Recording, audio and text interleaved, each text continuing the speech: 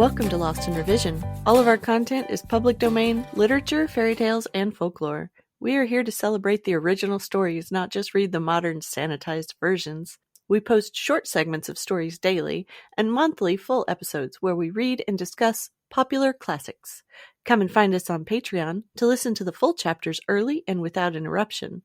Our goal is to at least break even to cover our expenses, so any support that you can offer to help us reach that goal helps keep this podcast going and you entertained. All of our music is by Nathan Hubble and is used with his permission. Thanks, and enjoy the show. Chapter 3. How Dorothy Saved the Scarecrow. Part 2. How far is it to the Emerald City? The girl asked. I do not know, answered Boak gravely, for I have never been there. It is better for people to keep away from Oz, unless they have business with him. But it is a long way to the Emerald City, and it will take you many days. The country here is rich and pleasant, but you must pass through rough and dangerous places before you reach the end of your journey.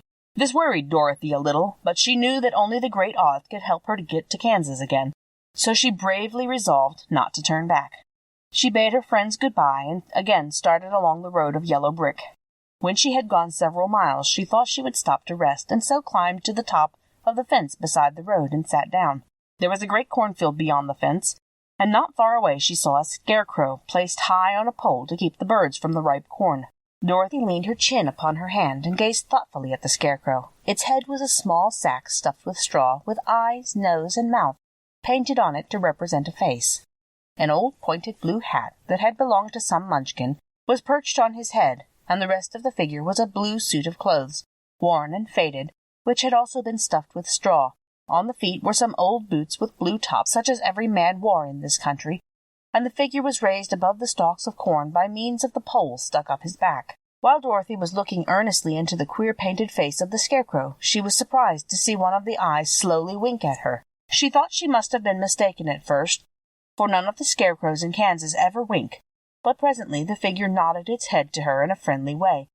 Then she climbed down from the fence and walked up to it, while Toto ran around the pole and barked. "Good day," said the scarecrow in a rather husky voice. "Did you speak?" asked the girl in wonder. "Certainly," answered the scarecrow. "How do you do?" "I'm pretty well, thank you," replied Dorothy politely. "How do you do?" "I'm not feeling well," said the scarecrow with a smile, "for it is very tedious being perched up here night and day to scare away crows."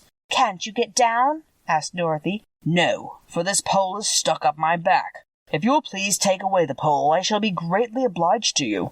Dorothy reached up both arms and lifted the figure off the pole, for being stuffed with straw, it was quite light. "Thank you very much," said the scarecrow when he had been set down on the ground. "I feel like a new man." Dorothy was puzzled at this, for it sounded queer to hear a stuffed man speak, and to see him bow and walk along beside her. "Who are you?" asked the scarecrow when he had stretched himself and yawned. "And where are you going?" "My name's Dorothy," said the girl, "and I'm going to the Emerald City to ask the Great Oz to send me back to Kansas." "Where is the Emerald City?" he inquired. "And who is Oz?" "Why, don't you know?" she returned in surprise. "No, indeed. I don't know anything. You see, I am stuffed, so I have no brains at all," he answered sadly. "Oh," said Dorothy, "I'm awfully sorry for you." "Do you think," he asked, "if I go to the Emerald City with you, that Oz would give me some brains?" "I cannot tell," she returned, "but you may come with me, if you like. If Oz will not give you any brains, you will be no worse off than you are now." "That is true," said the scarecrow. "You see," he continued confidentially, "I don't mind my legs and arms and body being stuffed, because I cannot get hurt. If anyone treads on my toes or sticks a pin into me, it doesn't matter, for I can't feel it. But I do not want people to call me a fool, and if my head stays stuffed with straw instead of brains, as yours is, how am I ever to know anything?" "I understand how you feel," said the little girl, who was truly sorry for him. "If you will come with me, I'll ask Oz to do all he can for you." "Thank you," he answered gratefully. They walked back to the road. Dorothy helped him over the fence, and they started along the path of yellow brick for the Emerald City. Toto did not like this addition to the party at first. He smelled around the stuffed man as if he suspected there might be a nest of rats in the straw, and he often growled in an unfriendly way at the scarecrow. "Don't mind Toto," said Dorothy to her new friend. "He never bites." "Oh, I'm not afraid," replied the scarecrow. "He can't hurt the straw. Do let me carry that basket for you. I shall not mind it, for I can't get tired. I'll tell you a secret, he continued, as he walked along. There is only one thing in the world I am afraid of. What is that? Asked Dorothy. The Munchkin farmer who made you? No, answered the Scarecrow. It's a lighted match. Thanks for joining us today.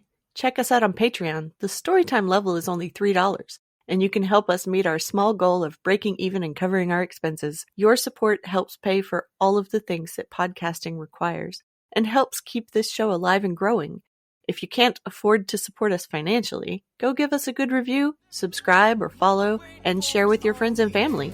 Feel free to fact-check us and offer suggestions to make our show better for you. You can also send us an email at lostinrevisionpodcast@gmail.com. There's a lot more waiting for us all at the end of the road.